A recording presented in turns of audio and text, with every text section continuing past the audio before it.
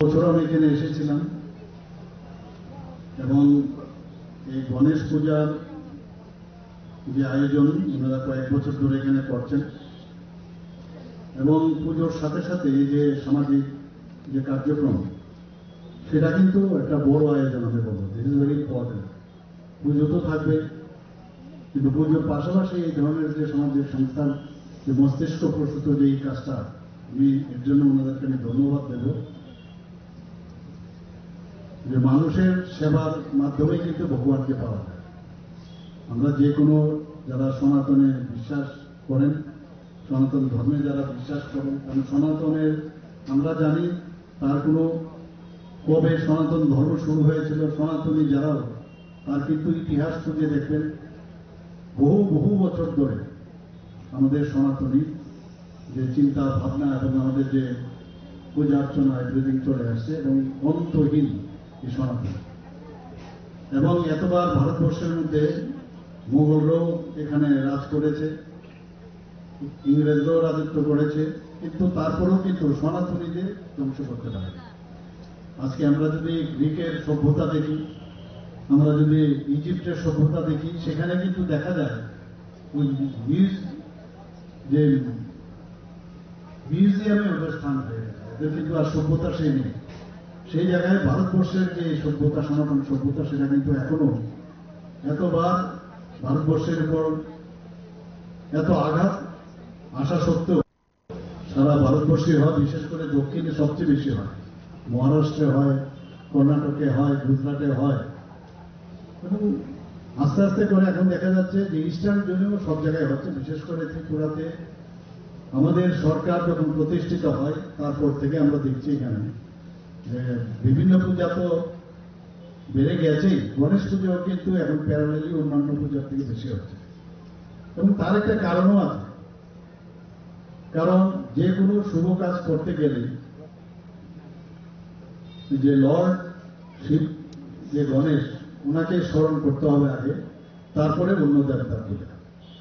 এবং তার ইতিহাসও আমরা জানি যে কিভাবে যে আমাদের লর্ড শিবা এবং আমাদের গডেস পার্বতীর যে সুসন্তান, সেই সবাই সম্পর্কে সবাই আমাদের ধারণা আছে যে কিভাবে উনি প্রটেক্ট করেছিলেন যখন পার্বতীর সন্তান যখন জন্ম নিলেন, যে আমাদের এই গণেশ বাবাজি, তো ওনাকে প্রটেক্ট করার জন্য বলে যে কেউ যেন, আমি স্নান করতে যাচ্ছি, কেউ যেন না। তো সেই জায়গার মধ্যে আমাদের শিবজি তো ধ্যানে ছিলেন, ধ্যান থেকে উঠে যখন ঢুকতে যাচ্ছিলেন, ওকে ঢুকতেই দেয়নি, ওকে চিনতেই পারেনি। ও যেমন চিনতে পারেনি, ও চিনতে পারেনি। সেই জায়গায় যখন ওনার সে ত্রিশূল দিয়ে গলা কেটে ফেললো, পরবর্তী সময়ে যখন পার্বতী আসলো, আমরা এই কাহিনীগুলো জানি আমরা, যে তারপর শেষ পর্যন্ত ওনার আবার জীবনদান দিতে হলো।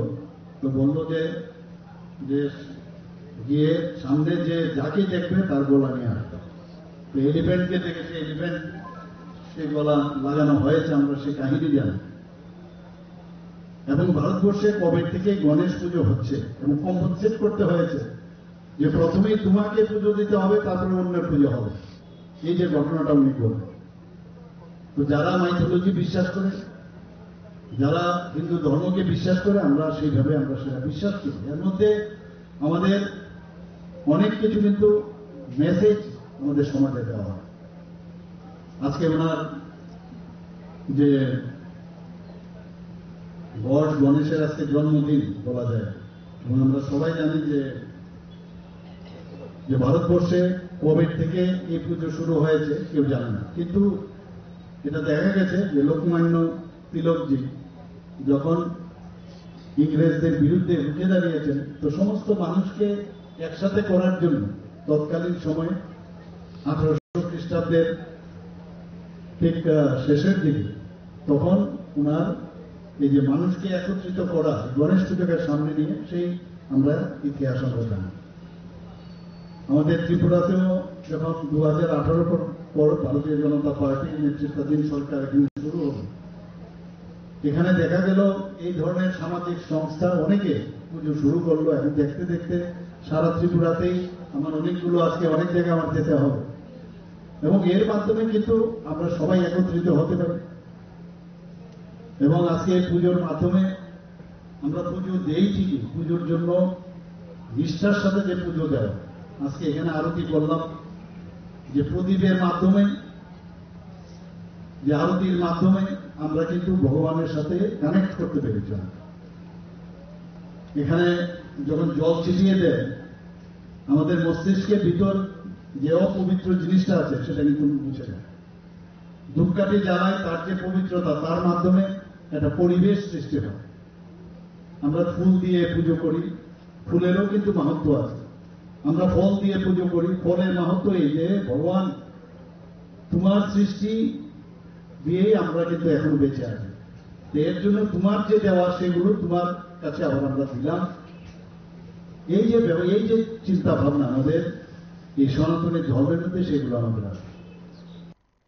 হয় একটা আমাদের যে ইন্টেলেক্ট, আমাদের যে সোল, হার্ট এবং আমাদের যে বডি, তার মধ্যে একটা কানেক্ট হওয়ার যে সুবিধা এই পুজোর মাধ্যমে হয়। এবং এর মধ্যে ডিসিপ্লিন হতে আমাদের শেখায়, এবং আমরা মানুষের জন্য কাজ করবো সেই বিষয়টা কিন্তু সেখানে চলে আসে। অনেকের ঘরে ঘরেও পুজো হয়। মহারাষ্ট্রে যদি আমরা দেখি, এখানে অনেকে আছেন মহারাষ্ট্রিয়ান, অনেকে আছে, তাদেরকে বাড়িতেও অনেকে নিমন্ত্রণ আছে। পরম্পরা ধরে ওরা কিন্তু সেই গণেশ পূজা করে আসছে। 10 দিন ধরে পুজো হয়। আজকে জন্মদিন উপলক্ষে ওনার পুজো শুরু হলো, 10 দিন সমানে ওনার পুজো আমাদের সেটা অনন্ত চতুর্দশীতে সেটা বিসর্জন হয় না। আমরা সব এই বিষয়ে জানি, এবং এই ধরনের যে শুভ কাজ এবং উৎসব, সেগুলো মাধ্যমে আমরা একজন আরেকজনের সাথে আমাদের যে একটা আত্মিক যে রিলেশন, সেটা কিন্তু স্থাপন হয়। আমি বলবো যে একদম তো যে সামাজিক সংস্থা, তারা আজকে এখানে যে ব্লাড ডোনেশনের ব্যবস্থা করেছে, এটার সাথেও কিন্তু অনেকটা এই পুজোর সাথে কিন্তু একটা সামঞ্জস্য রয়েছে। আজকে যারা এখানে রক্ত দিচ্ছে, তাদের মধ্যেও কিন্তু একটা ঐশ্বরিক একটা ফিলিংস কিন্তু ওনাদের হচ্ছে, যে আমি যে রক্ত দিচ্ছি, সেই রক্ত কার শরীরে যাবে সে কিন্তু জানে না। আবার যারা গ্রহণ করবে, তারাও কিন্তু চিন্তা হবে যে আমার রক্ত কার, এটা হিন্দু থেকে এসছে, না মুসলিম থেকে এসছে, না খ্রিস্টান থেকে এসছে, না শিখের থেকে এসছে। কোনো ধর্ম নেই, রক্তের কিন্তু ধর্মই নেই। 18 বছর থেকে 60 বছর যারা নিয়মিত দেয়, 65 বছর পর্যন্ত রক্ত দেওয়া হয়। তো সেই রক্ত দেওয়ার বিষয়ে কোন বয়সে দিচ্ছে সেটাও বলতে পারবে না, এটা কি 60 বছরের, না সব রক্ত। তো অনেক সময় রক্তও কিন্তু আমাদের ধর্ম শিখায় যে আমরা এত পুজো করি, কিন্তু আলটিমেটলি কিন্তু আমাদের গড ইজ ওয়ান। বিভিন্ন রাস্তা দিয়ে আমরা যাই, বিভিন্ন রাস্তা দিয়ে আজকে আমি যদি কলেজে যেতে হয়, কোনো স্কুলে যেতে হয়, তো অনেক মানুষ আমরা বিভিন্ন ঘর থেকে আমরা বেরোই, কিন্তু আলটিমেটলি গিয়ে আমরা কিন্তু সেই স্কুলে বা কলেজে যাই। তো বিভিন্ন রাস্তা, বিভিন্ন ঠাকুর, বিভিন্ন ভগবান, গড গডেসদের আমরা পুজো করি। অনেক সময় নিয়ে অনেক বিতর্ক রয়েছে, কিন্তু আলটিমেটলি আমাদের মেইন যে উদ্দেশ্য সেটা হচ্ছে ভগবানের সাথে আমাদের কানেকশন হওয়া। আর এই যে আমাদের সনাতনী ধর্মে তাদের অনেক কিছু আমাদের শেখায়, যে মানব সেবার থেকে বড় সেবার কিছু নেই। এবং এখানে যারা সামাজিক সংস্থার সাথে যুক্ত, আমি ওনাদেরকে এটাই বলবো যে পুজোর সাথে সাথে নিজেদেরকেও তৈরি করা, এবং নিজের ভিতরে কিন্তু সবকিছু আছে, এবং ভালো জিনিসটা বের করা। আমরা একটা প্রবণতা থাকে সবসময় একটা আউট অফ দ্য ওয়ে তোলা, কিন্তু এই ইয়াং বা ইউথ যারা আছে আগামী দিনের এই এলাকার, তারা কিন্তু ভবিষ্যৎ, এবং শুধু এই এলাকার নয়, এই রাজ্যের এবং ভারতবর্ষের ভবিষ্যৎ। কাজে নিজেকে আগে বুঝতে হবে যে আমি কিসের জন্য জন্ম নিলাম।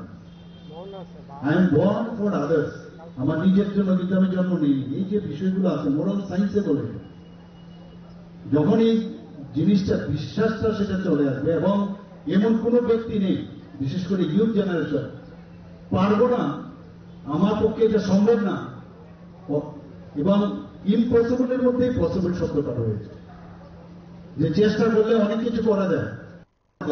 বিশ্বাসটা যখন আসবে পূজা অর্চনার মাধ্যমে, সেগুলো কিন্তু আসে। আর যে সাময়িক যেন না হয়, সারা বছর ধরে যেন সেটা হয়।